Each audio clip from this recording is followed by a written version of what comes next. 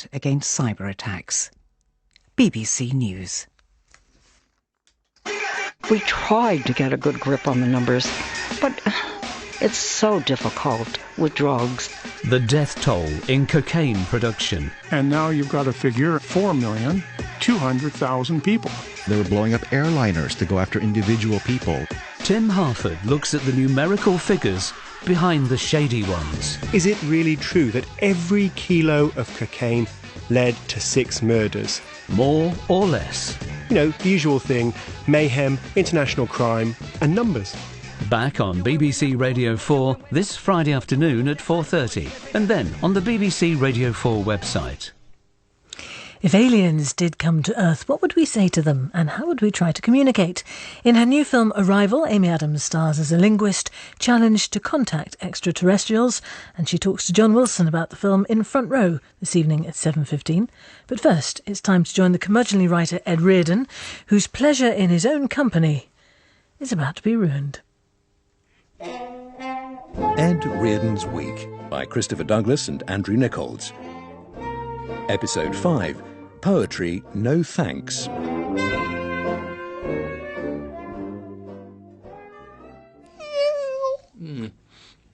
As biscuits per se, Elgar, they do perhaps leave something to be desired. But as long as one confines oneself to the jam in the middle, it's quite an acceptable mid-morning experience.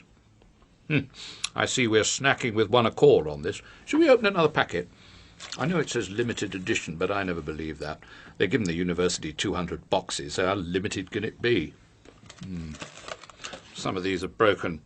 Another drawback of free biscuits, you see. One can't eat half of them, then take the packet back for a refund. Here you are. You can manage 4 more. It's only a blob of jam, after all. And then we'll start thinking seriously about lunch. Monday. It's only when something is taken away from you that you realise how much you value it. For some, it's the freedom to browse the aisles of a supermarket while wearing pyjamas. For others, it's the disappearance of the Horse of the Year show from the BBC One schedules. In Ed Reardon's case, it was the pleasure of my own company, a loss occasioned some weeks ago in the South Herts University coffee shop by the breaking of a lifelong rule never under any circumstances to become involved with the work of a committee.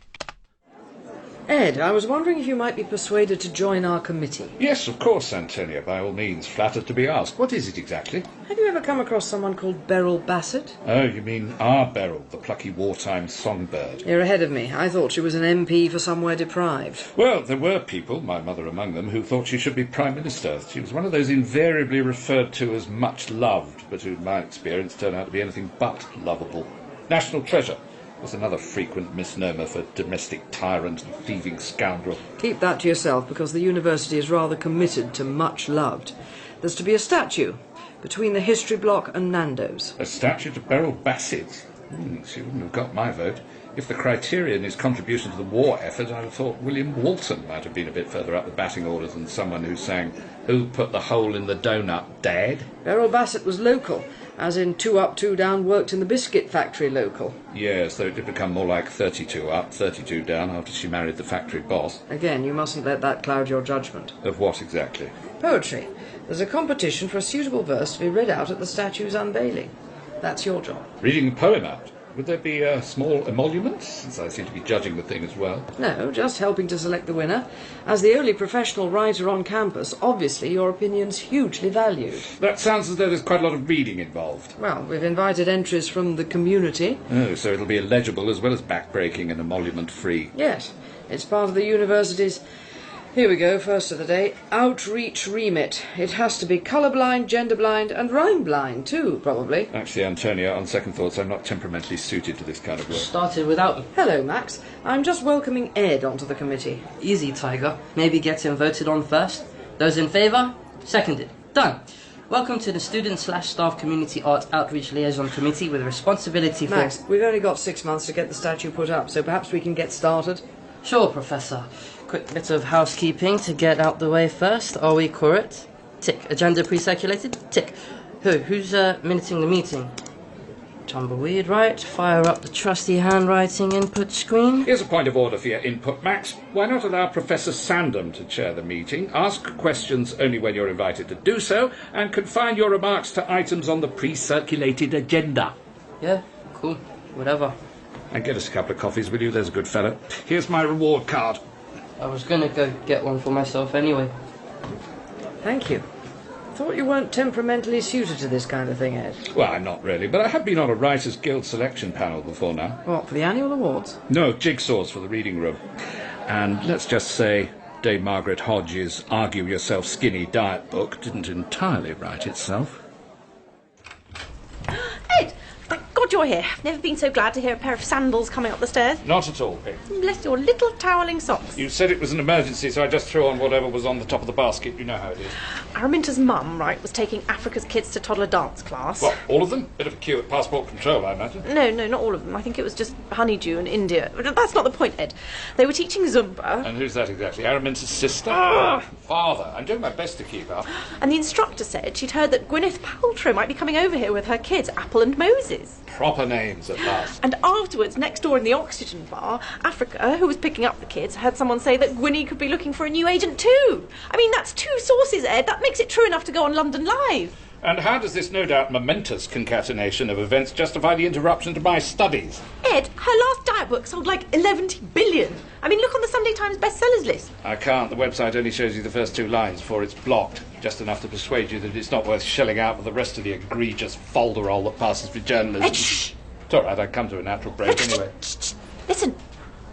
Oh, no, it's okay. I thought it might be one of Gwynny's people. She gets them to drop in unannounced, like Ofsted inspectors, only wearing a bit more linen, obs. Yeah, just to get back to the subject of diet books, what do you want me to do? Write a 500-word treatment or something? I've got a few leftovers from the Margaret Hodge book. I'm sure they could be relaundered. No, what I want you to do is eat everything that's in here. In the fridge? Yep, scoff the lot. Crisps, mint falafels, canapes, mini blinis, smoked salmon sandwich. Oh, that was for Hamish in the interval at the opera, but we didn't go. Oh, well, every cloud?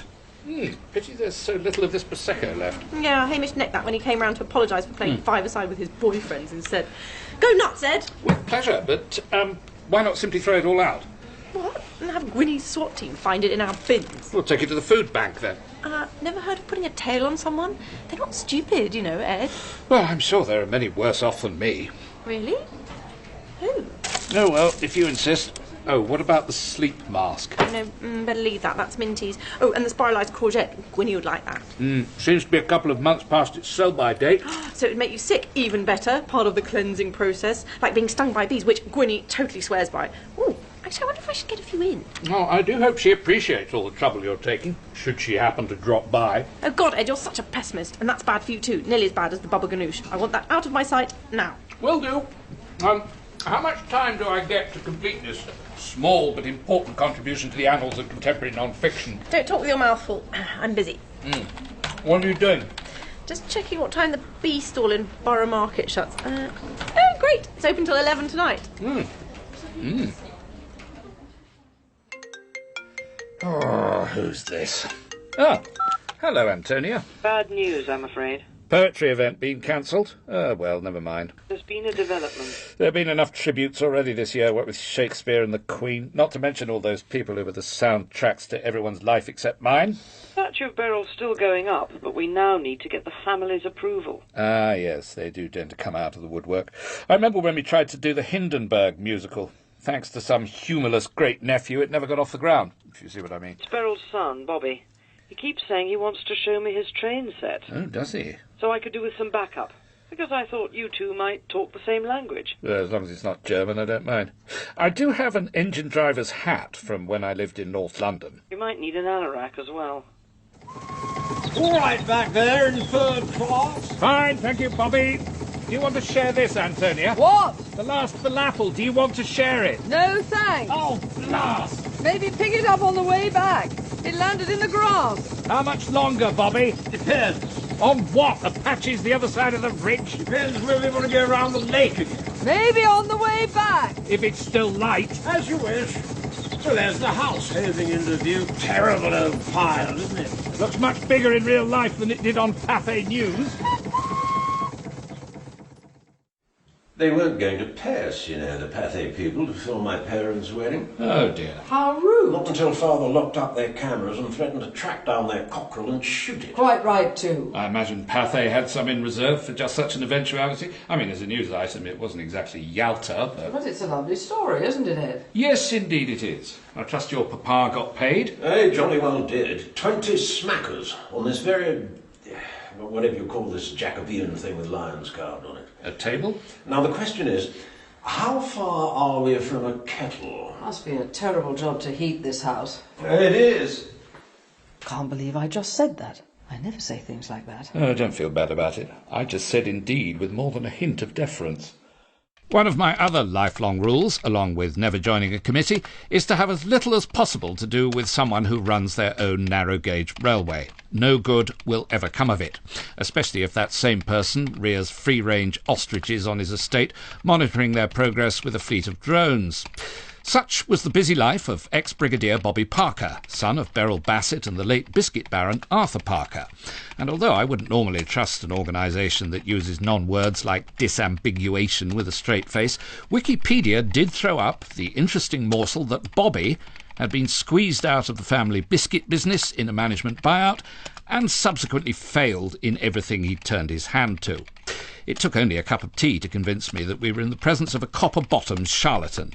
But coughs, nods and winks of warning at Antonia, disambiguous as they were, proved ineffective. Ooh, family biscuits. We are privileged. Only one each, I'm afraid. I've got some Boy Scouts coming round later to dig out the moat, and you know what they're like. Now then, top-ups all round? Yes, why not? Plenty of go left in that tea bag. Do you know we insulate all our ostrich sheds with recycled tea bags? No, I didn't. That's a seriously green enterprise. It is. 48,000 bags a year. So how many... Oh, sorry to interrupt your awestruck whistle, Antonia. So how many pots of tea is that, given that this one's been recycled 3 times? Well, let's just say I have a lot of very happy shareholders. So if you've got a green business plan up your sleeve, Antonia, just Snapchat me. Or just Snapchat me full stop. I'll certainly bear that in mind. And I could sit here and talk about the circular economy all day, Bobby, but perhaps we should move on to the reason we're all here. Absolutely. Mummy's memorial. Dignified, but by no means solemn, in keeping with the spirit of who put the hole in the donut, Dad? Yes, you'd have been thrilled. I'm sure it never wasn't there before. Yes, thank you, Ed. And you're the sculptor, are you? You certainly look the part with your beard and your knotted brow. Short. No, actually... I bet you don't even go in for underwear either, do you? Ed's on the judging committee. He'll be selecting the winning poem, with some input from you, Bobby, of course. Yeah, well, I know absolutely all about poetry. But I expect you know what you like. Yes. What I do like is effective marketing. So why don't we have a bit of a think about advertising local businesses on the plinth? I suppose we were thinking about just having Beryl's name there. A more fitting tribute, perhaps, to Hertfordshire's own songstress, who helped make this country a place where ostriches may safely graze. Yes. Thank you, Ed. No, you're absolutely right. Respect for mummy should be priority number 1. Now, I don't know how much lolly there is sloshing around in the university coffers, but would there be a payment for the use of mummy's likeness?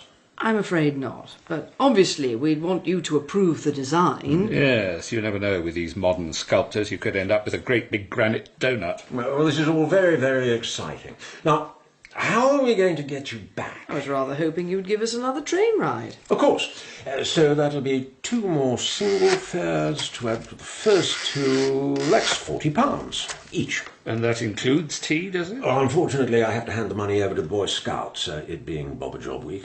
Price of moat digging's obviously gone up since Bear Grylls took over at Baden-Powell House. It's all right, Ed. 40, you said? Leave this to me, Antonia. There should be a narrow-gauge toilet we can hide in, even in 3rd class. Unless, of course, you'd like to sit up front with the driver, Antonia. Oh, thank you.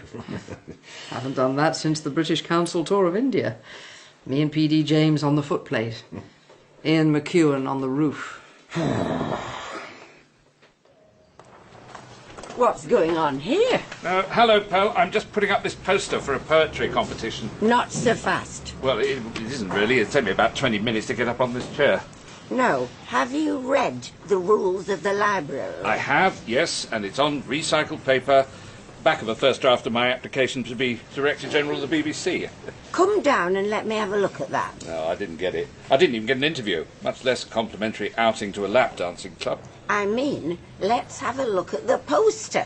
Who knows what you might be contravening? Oh, careful, Mr. Reardon. We're none of us as young as we were. Yeah. You couldn't just move the other chair round a bit, could you, Olive? Thank you. It's about Beryl Bassett. Don Wade was talking about her on Smooth FM, your relaxing music mix. I hope he played her wartime hit. Her iconic wartime hit, Don called it. Who put the hole in the donut, Dad? I'm sure it wasn't never there before. Beryl's morale boosting helped us win the war, you know. So they say. Hence the poetry competition to accompany the unveiling of the statue. So if I can just get this poster. If they're putting up a statue to her, they can jolly well put one up to my Auntie Sis, too. Why's that, Olive? She worked in the same biscuit factory as Beryl. So did my mother, and there's no mention of a statue for her on the poster either. Because it was Beryl who got off with the boss. He had eyes for all the lasses on the production line, Auntie Sis included. Things might have been very different if Arthur Parker had taken my mother to the Gaumont like he promised to. Well, you wouldn't have been here for a start. She had to sit through Gaslight all on her own. She could never bring herself to watch Charles Boyer again. She didn't miss much. 1 million years BC. First decent film ever made. Yeah, hello, Stan. Raquel Welch in a fur bikini. What's not to like? So have you come to add more salacious subtext to what I thought was an innocent, uplifting poster? Depends if you want to put anything in about Nazi sympathisers. Oh, yes, there was that too. What? Oh, I think it was all a fuss about nothing. Oh, wait a minute, I better get down again. After she did the Raw Variety show, it was all forgive and forget. Not for some of us. The fact is, Parkers weren't just making biscuits for our boys. They got a factory in the Ruhr, too. Really? Fritz crackers, they called them. On the Royal Variety Show? No, during the war. We got the ones with jam in. The Germans, theirs was sausage flavoured, apparently. There was a lot going on over there that I didn't agree with. But I wouldn't have minded trying them. Certainly gives the would-be poets something more to work with. Perhaps we should invite entries from Europe and beyond. Throw open the borders again? Oh, no, you don't. Well, it's only a poem, Stan. That's how it started. So, you can go as far as Bedfordshire and no further. Or that poster goes in the bin. So, this is plenary meeting number 1 of the Student/Staff Community Art Outreach Liaison Memorial Statue Committee. Starting the clock, if you're happy with that, Madam Chair. Now. Madam. Perhaps just chairwoman, Max, and lose the madam? Seconded. Chair, honestly. It's like the squeamish use of actor when they mean actress. I mean, you wouldn't call Joan Collins an actor, would you? Absolutely ludicrous. I think I'll take an executive decision not to minute the disrespect to Alexis Carrington. Let's start as we mean to go on. I thought I had done. So, delete, delete, delete, and off we go again. Take 2 of the plenary meeting. Actually, Max, it's not quite plenary because we've co-opted Beryl's son Bobby onto the statue committee. Oh, right. Well, it's the first I've ever heard of that, but that's okay. Rewind, reconfigure brain cells. Life's pretty challenging for you, isn't it, Max? All this and trying to stop your leg from jiggling at the same time. So, where is our newly co-opted member? I had a text saying he's running a bit late. Any affectionate emojis at the end of the message? A little ostrich face. Crying because he's gone bankrupt? No, just winking. So, I've run the health and safety checks on the statue. Boring, boring, boring. But we need to make sure the designers know A, no sharp edges. B, nothing that anything offensive could be hung from, like thongs. C, no overt sexual content, because it can be seen from the geography block, and that would be a massive trigger for anyone transitioning. How did you respond, Antonia, to Bobby's digital billet-doux? Look, Ed, I know Bobby's a bear of very little brain. Oops, is that your disrespect app going off, Max? No, that was mine. Bobby, saying he's on his way up, taking the steps 2 at a time. Ed, he's going to be an asset. In what way, exactly? He's family, he's local, he's very good looking, he's posh but not too posh. He's just a great British eccentric, and we all love that, don't we? I've had quite a few massive triggers there, Max. You'd better minute that. Check. Look, my legs are jiggling now. Hello, fellows. Have I missed all the fun? No, none at all. Hi, I'm Max. I haven't got you a meeting pack, I'm afraid, because nobody told me you were joining us. But hey, that's all water under the bridge, so... What Max means is welcome, Bobby. Now then, Max, you look like a chap who needs an ostrich steak for his supper. I would, but I don't eat meat or anything at all after 4 p.m. Did you run it over in your train, eccentrically? No, I always keep a few in the fridge in the back of the Range Rover. £14.50 each, or £30 for two. I'm sure I can tempt you, Ed. You're a man with a lean and hungry look. Shakespeare. I thought you knew be all about poetry. Well, I've had an idea about that. Why don't we do away with the poetry altogether and make the statue of Mummy interactive? So every time someone walks past, Mummy sings. Oh, the donut song. That could work. Loving that. But here's the clever twist, you see. She also advertises local businesses. Say, for the sake of argument, Ostrich Farms International. I mean, Mummy was the queen of TV commercials after she retired. She could add lustre to any product. Well, literally so, with the brass fender cleaner. There are those who say she put Swarfega on the map. How about the Third Reich? Did she do a jingle for them, too? Ed, what are you talking about? Who put the hole in the roof of St Paul's Cathedral? Dad, we did. And we're going to have a crack at Coventry next. I'm not sure who's being disrespected here, but I know someone is. So I'm suspending Conference Wizard while I go for a pee. It's true, though, isn't it, Bobby? So what did Fritz Crackers pay for? The house? The train set? The German part of the business is completely separate now. They did come to our rescue once in the 80s, our Banoffee digestive debacle, you may remember it. So we remain on very good terms. Oh, I understand. Don't mention the war. And that was 40 years ago now, Ed. Surely we've moved on from score settling. Yes. I mean, if you don't mind my saying so, that's very old-fashioned thinking. I mean, for heaven's sake, I was on Start the Week with Albert Speer once. Really? Yes. Everyone thought he was an old sweetheart by then. And the BBC took us all to a matinee of Cats. Well, there you are. Hatchet buried. I still think Cats is one of Andrew's best. Oh, I disagree. I had a far more enjoyable evening at Starlight Express. With Martin Bormann, actually. At least that's who he said he was. I'd written the first 3 chapters of his memoirs before the publishers found out he was a fantasist from Reigate Rotary Club. So, do you still like musical theatre? I can take it or leave it. I have a debenture at Glyndebourne, if you're interested. I hear good things about the Meister singers. That sounds very tempting. Are you still on the wall? I'll go and get the coffees. I'll come and give you a hand, Max. This was by no means the first time that Ed Reardon had missed out in the lists of love. There was a comely boom operator on Doctor Who around Colin Baker time, with whom palpable progress was being made in the canteen until her head was turned by a hulking Cyberman, who, by cruel irony, drove an MG midget. Her loss. The memory added poignancy to the tedium of the committee meetings with Bobby and Antonia, as plans for Beryl's statue went through the hoops of political correctness, with fur coat or without, chihuahua under the arm or on a lead at her feet, Beryl's free hand flourishing her trademark cigarette holder, or the iconic donut, or indeed a Parker's biscuit. Still to be decided after 3 more inconclusive meetings. But I had enough on my plate.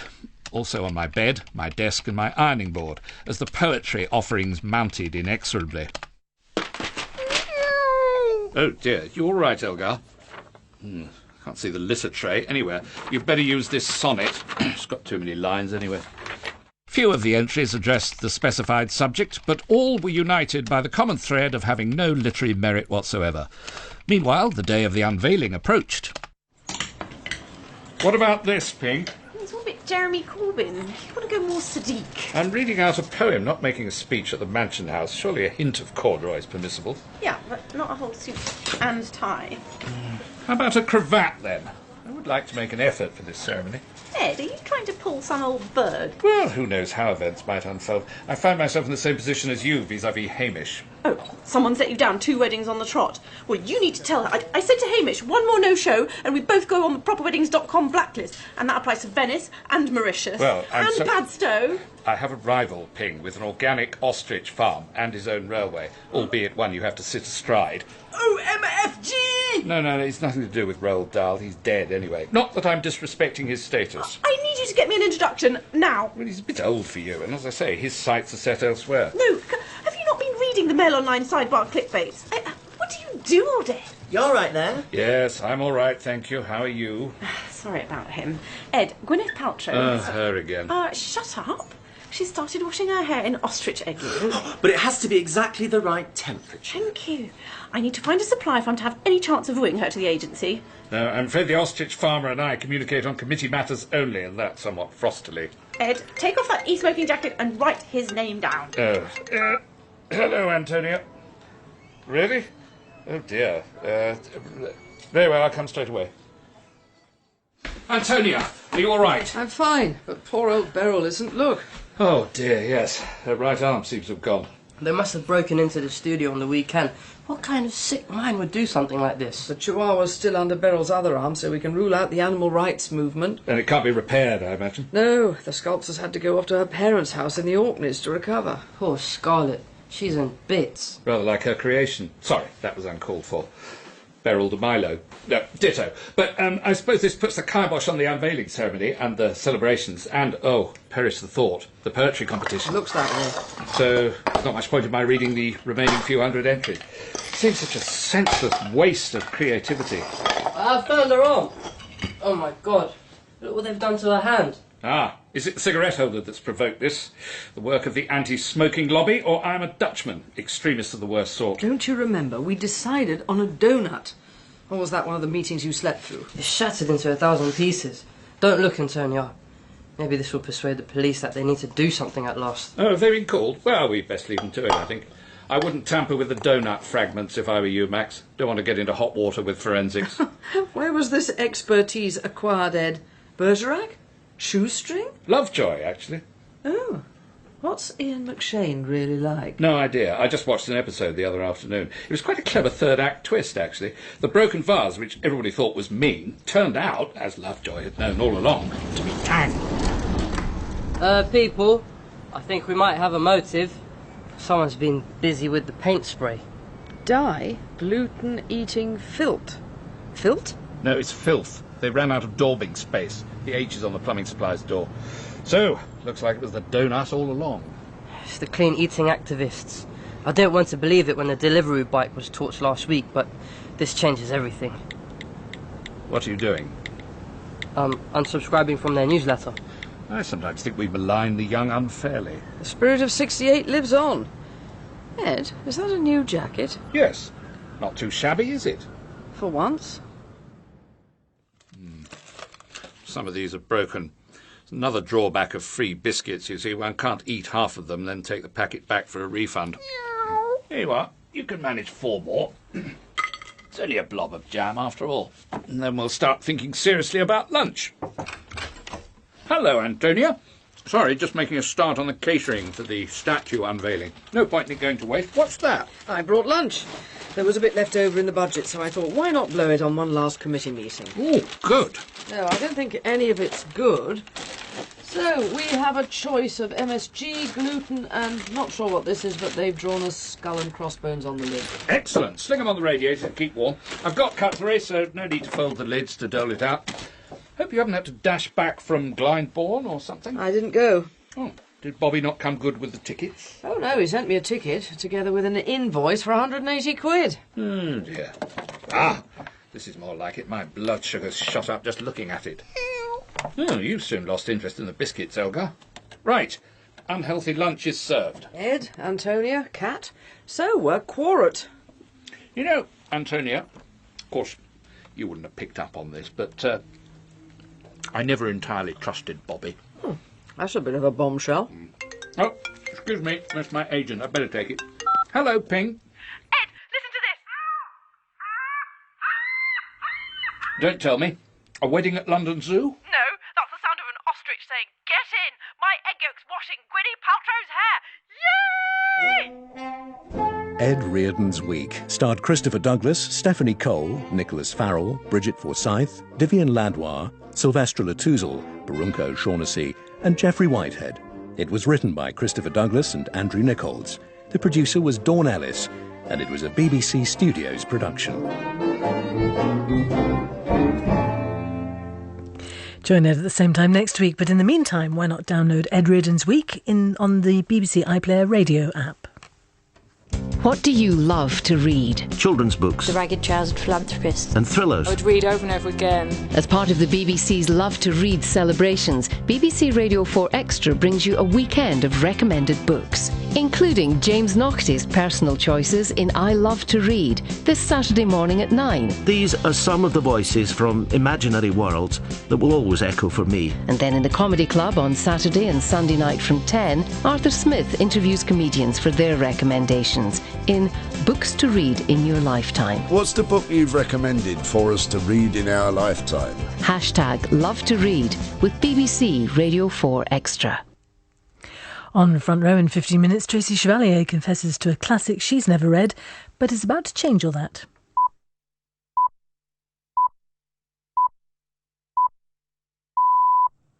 BBC News at 7 o'clock. Islamic State fighters in Mosul are said to be putting up fierce resistance as they try to halt the advance of Iraqi special forces who've now entered the eastern fringes of the city. The Americans estimate there are between 3,000 and 5,000 militants in the city. Chris Woods is from Air Wars, which monitors civilian casualties in Iraq and Syria. He says the UN is right to be very worried for the people of Mosul. 1.5 million civilians are estimated to be trapped inside the city. That's the population of Manchester, Liverpool and Edinburgh combined.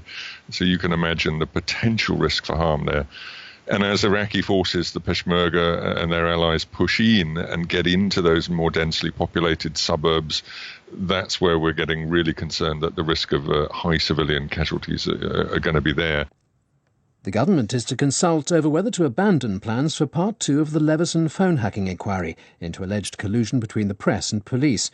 It's also reconsidering measures to penalise newspapers that refuse to join a state-approved regulator by forcing them to pay libel costs even when they win the case. The Chancellor, Philip Hammond, has said Britain must have the power to strike back in kind against cyber attacks to deter hackers. Mr Hammond said being able to take down their networks would make Britain safer and a more attractive place for people to do digital business. Russia has rejected allegations that it's increasingly targeting the UK in cyberspace. 3 Somali men have been jailed for their part in the abuse, rape and trafficking of 4 teenage girls in Bristol. Zakaria Sheikh was sentenced to 16 years, Mohammed Dahir and Abdurrashid Abdullahi to 8 each. FIFA has turned down a request from the English and Scottish football associations to allow their players to wear a poppy on their shirt or on an armband during their World Cup qualifier on Armistice Day next week. FIFA's rules bar poppies, deeming them a political symbol, but talks are continuing. BBC News. So, new series of The Now Show. First one for 6 months, still. Same old, same old. What? David Cameron jokes, EU red tape, whoever they replace Corbyn with. Same old stuff. Have you been away? All summer, mate. Phone off. No newspapers, just the beach and the pool. But I am back and I am ready. Ah. Is there a problem? You might want to... I know what you're going to say. And yes, I have been practising my Roy Hodgson impression. He isn't... Wayne Rooney is the core of this team. How long have we got till the first show? Who did they replace Trump with, by the way? The Now Show returns Friday night at 6:30 on BBC Radio 4. Now Jolene's in for a special surprise in The Archers.